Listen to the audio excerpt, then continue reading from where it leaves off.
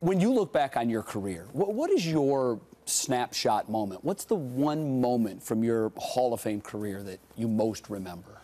You know, the thing that, I could talk about the points and all that stuff, but I think the thing that I remember the most that really kind of defines me is after my injury.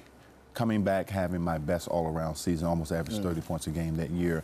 And it really made me focus on playing the game on the ground as well as in the air, becoming even more fundamentally sound at age 32. So for me, that was my defining moment. When we think about your career, you had so many great moments, but one of your epic moments was in defeat. It was Game 7 of the '88 Eastern Conference semifinals against the Celtics. You and Larry just put on an unbelievable show, and to this day, when we see highlights of that, it's just amazing how you two went at it. Does it bother you at all? What are your thoughts that that's one of the most memorable moments of your career? I think in watching that game, you had two guys that matched each other's will to win. And it came down to both guys putting everything on the line. Didn't leave anything at home. I remember coming out of the locker room and I told some of my teammates before I got on the court, I said, we're going to win this bleep game.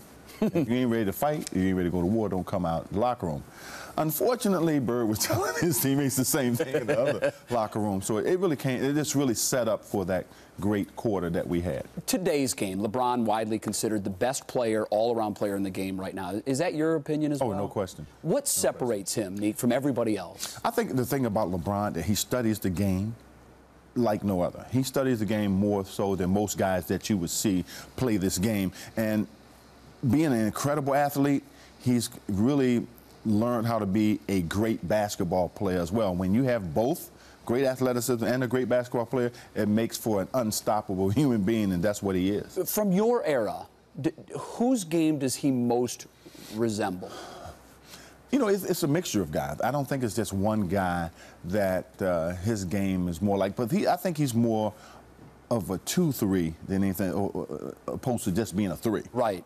Because he can handle the ball so well. He's got great court vision. Is he closest to Magic's skill set? Well, he got a lot of a Magic skill set as far as court vision. He understands the court. He understands personnel. And I think what people is now starting to give him a lot of credit for is his defense. Yeah. He's really picked it up defensively. And I tell you what, that Miami team is a very hard team to score against. And it's largely because of what LeBron James brings to that team. You were so good in the slam dunk contest, so many memorable dunks, and LeBron hasn't done it.